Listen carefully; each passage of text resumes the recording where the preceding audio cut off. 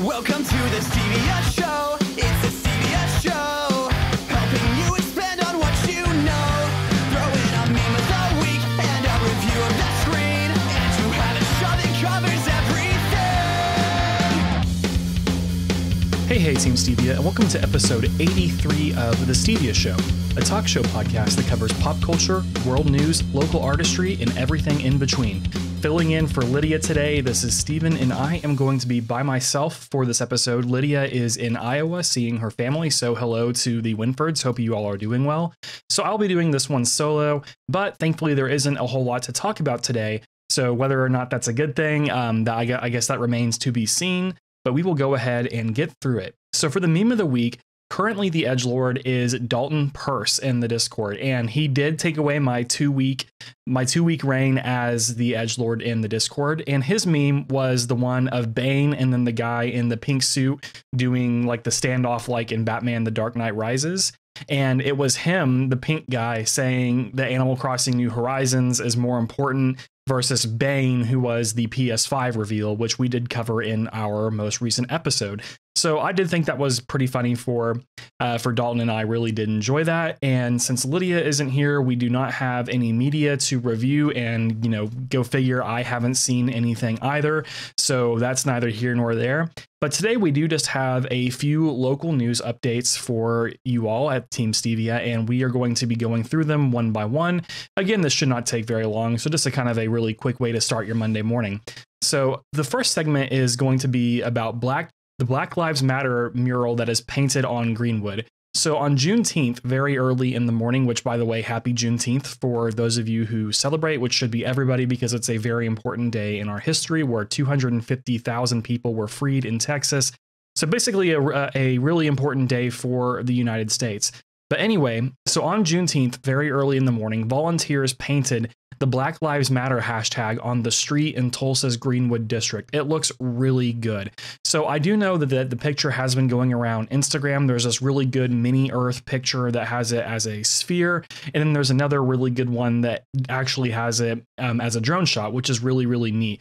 So Greenwood was really thriving with activity the past few days because of not only with it being Juneteenth, we did have Reverend Al Sharpton come and speak to Tulsa, which was really cool for him to visit. But of course, we also had the Trump rally that occurred in Tulsa this past Saturday, the 20th. Yes. So the 20th is whenever Trump came. And if you all maybe remember or don't remember, Trump basically said that he's going to have, the biggest crowd ever and that millions of people have signed up for tickets and stuff like that, which I guess to an extent is true. However, whenever it came time for the rally to actually happen, the Tulsa Fire Department actually only said that 6,200 people showed up that night. And for those of you who are not in the Tulsa area, the BOK Center, which is where the rally was held, holds 19,000 people. So it is a bigger arena. And with only 6,200 people, roughly that's right under a third. So, of course, Trump did not have a very big turnout in Tulsa, much to the, I guess, success of, people who didn't really want to participate in the rally. But the other thing is that with there being a very high number of tickets that were reserved, Trump actually wanted to have a auxiliary event held outdoors because of the overflow. But literally nobody showed up, so they weren't able to actually do that. So that was kind of funny watching that happen and watching all of that unfold. And then the video of President Trump returning home from Tulsa is actually a pretty, it's sad, but he definitely looks like a defeated man. Because there wasn't a whole lot of people who showed up, and then of course people like Antifa, which is the anti-fascist movement, was blamed. But in reality, Tulsa did not see any violent protests whatsoever. And even though most of the violence comes from one side, but that's neither here nor there. The violence didn't happen, and there wasn't any mega protests or anything like that. So that was actually really cool for Tulsa, not only basically trolling Trump into thinking that there were, millions of tickets signed up, but also that only 6,200 people showed up. And for those of you who aren't from Tulsa, Oklahoma is one of the states that Trump won very easily in 2016. He carried Oklahoma with nearly 65% of the vote, so this should have been a cakewalk for him. And for this being the first official event on his campaign trail, I'm sure it did not look very well, and I'm sure it also did not really help him out in terms of how he feels going into the election in November.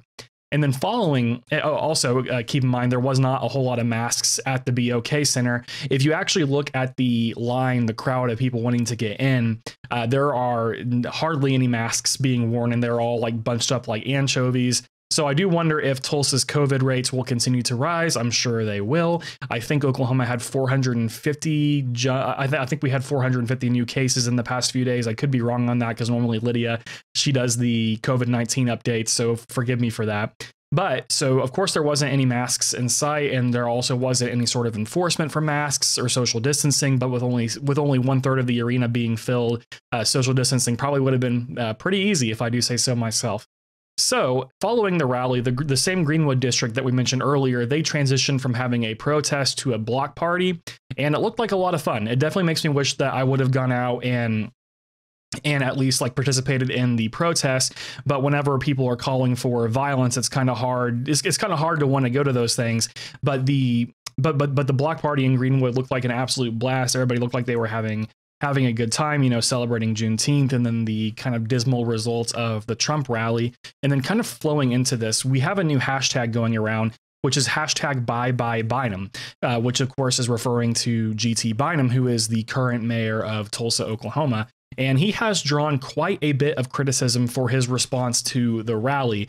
Basically, people are saying that he was just playing into what Stitt and Trump wanted him to do, and he didn't really have any backbone with it. But how much authority he really has in that matter, I'm not entirely too certain. But again, he has faced a lot of criticism for his response to the rally, or lack thereof of a response. And he was previously unopposed in this mayoral election, but now he faces two challengers, those being Rico Wright and Greg Robinson. They are now also vying for the mayorship. So it will be interesting to see how this will impact the Tulsa mayoral race, which will be happening in August. So we are looking forward to seeing how that turns out. Of course, if I were to bet, I would think that G.T. Bynum would win, but it will be interesting seeing how he went from being one of the most popular mayors in the entire country, from what it seems like, to having a lot of criticism over the course of less than a week. So that was pretty interesting to watch, kind of seeing how all that criticism has been drawn towards Bynum.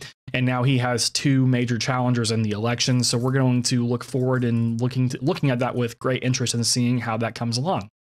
And then finally, tomorrow is my birthday. So that is something I guess kind of cool. I'm turning another year older. I still have not hit 30 yet. I still have a few more years, not a whole lot left before I hit 30. So I might do the local showcase that night, which will be June 23rd, which is tomorrow from Monday, or past few days if you have listened or watched this episode later. So that is when my birthday is. So I might do the local music showcase on our Twitch that night, but it will for sure be this week though, because Lydia and we have decided to do that every other week. So we are going to be doing that, and I might do it for my birthday tomorrow. So that is yet to be seen. So again, just a really short episode for you all, Team Stevia. Not really a whole lot seems to be going on. I'm sure I missed some things, but just with everything going on in Tulsa, I wanted to focus on the local news for at least a little bit. And with that, we will see you all in the next episode, episode 84. And you can follow us on all the social media platforms with the handle @The Stevia Show. Be sure to subscribe to the podcast on whichever podcast app that you listen to. Or if you're on YouTube, just search for The Stevia Show and subscribe with the notification button. Go ahead and smash that bell. And we would also like to thank our anchor producers for their continued support. You can support us for as little as 99 cents a month and receive exclusive Discord roles and bonus episodes every single month. We actually just released a bonus episode about the history and celebration of Juneteenth, which was a really, really cool episode to do. So if you would like to hear that, as well as our previous bonus episodes, you can, of course, support us for as little as 99 cents a month. And we also have merchandise available through our links in our social media bios.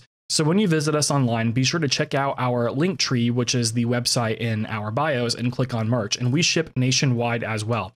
So if you do reside in Tulsa, Oklahoma, or in the Greenwood district, we probably won't ship it to you because since we're right here, we'll just probably hand deliver it to you. That would save everybody, costs on shipping and stuff. So we will get it to you in some way, shape, or form. But of course, you can check that all out on our link tree, which you can find in our bio links and all of our social medias. So for now, this is Steven, and we will see you all later. Bye.